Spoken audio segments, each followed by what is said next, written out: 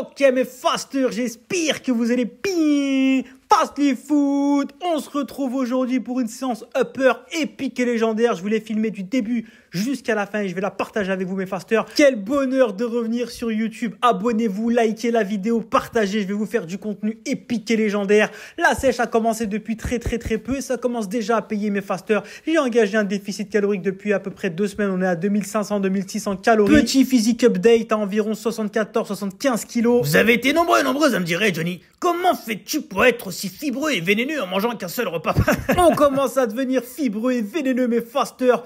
On commence ce upper avec du développé couché à la barre, bien évidemment. On s'échauffe toujours barre à vide. On augmente la charge progressivement et on arrive sur la première série de travail effectif. Je vous ai mis toute la setup comme ça. Vous voyez comment je m'en sors pour effectuer mon pontage. On est à 120 kilos. J'ai donc fait 3 séries de 6 à 8 répétitions et je vais enfin pouvoir charger au développé couché barre. Dans ma salle, ils nous ont mis un rack de power magnifique pour le bench et les sécurités sur le côté. On peut charger sans prendre de risque de mourir sous la barre. C'est magnifique. Après mes 3 séries à 120 kg, j'ai fait une série de back-off à 110. C'était principalement pour travailler la technique et pour travailler le leg drive. J'ai un petit peu de soucis au niveau de mon leg drive. Le banc est un petit peu haut pour moi. On n'arrête jamais de bosser la technique, mes fasters. N'oubliez pas les points d'appui sur le développé couché. Jambes, partie scapulaire, les fesses en contact avec le banc et en plus, si vous voulez, la tête en contact avec le banc, mais c'est pas obligatoire suivant les mobilités de nuque et de cervicale de chacun. On a fait une série de 10 répétitions à 110, magnifique. Après le premier développé en lourd, on passe à un tirage en lourd, tirage vertical, traction. J'ai fait une doublée à 60 kg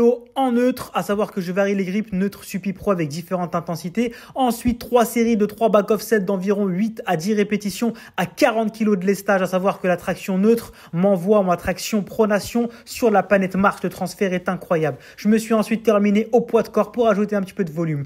Ensuite, après le premier développé, le premier tirage, on a un deuxième développé, cette fois-ci en léger. Comprenez l'intelligence de l'organisation du programme. Il y a 2 développés et 2 tirages en exercice polyarticulaire de base avec les angles qui sont différents. On a un développé horizontal en premier mouvement en lourd. En troisième mouvement, on a donc un développé vertical, overhead press assis en série d'environ 12 répétitions pour ajouter du volume. Et après mes 3 séries de 10 à 12 répétitions sur le développé vertical, qu'est-ce qui manque pour être complet? Bien évidemment, un rowing et on a du gros marteau de Thor.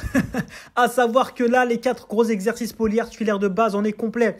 Un développé vertical, un développé horizontal, un tirage vertical, un tirage horizontal. Magnifique, avec différentes intensités qui varient suivant mes séances upper. Après les 4 gros exercices polyarticulaires de base, on passe donc à la finition. Après le développé horizontal pour les pectoraux, on se termine avec un écarté poulie vis-à-vis. Environ 3 séries de 10 à 12 répétitions. Là, on passe vraiment sur la finition. Et pour tous ceux qui veulent mon programme et toute ma méthodologie basée sur le concurrent training, tout est disponible dans ma formation entraînement plus programme d'entraînement sur fastlyfoot.com. C'est seulement 80 balles. Vous avez tout ce qu'il faut pour tout le reste de votre vie. 1h45 de formation épique et légendaire, plus le programme déjà optimisé en lui-même.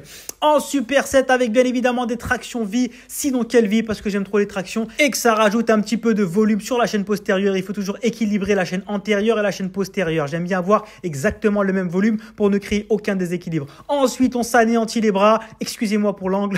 Complètement éclaté au sol. 3 séries d'environ 12 répétitions. On est en finition que je supersète bien évidemment avec du biceps curl. Pareil, 3 séries de 12 répétitions et on est équipé pour cette séance upper épique et légendaire. Si tu veux que je m'occupe de toi personnellement, pas sans coaching, je fais des coachings qui sont H24/7/7 adaptés, personnalisés à chacun, où je m'occupe absolument de tout. Je gère personnellement ta progression, je te fais le meilleur programme d'entraînement pour toi, pour ta vie, pour tes objectifs. Je gère tes calories, tes macros tous les jours. Bref, je m'occupe absolument de tout. Réserve ton coaching directement sur mon site fastlyfoot.com ou envoie-moi un DM sur Insta. Séance upper réalisée à environ 13-14 heures de jeûne. Il n'y a rien de mieux que l'entraînement à jeun avec l'insuline la plus basse du monde. C'est incroyable mais vrai. Passez tous à l'Omat Vie, sinon quelle vie, et remerciez-moi après. Omat Vie, sinon quelle vie.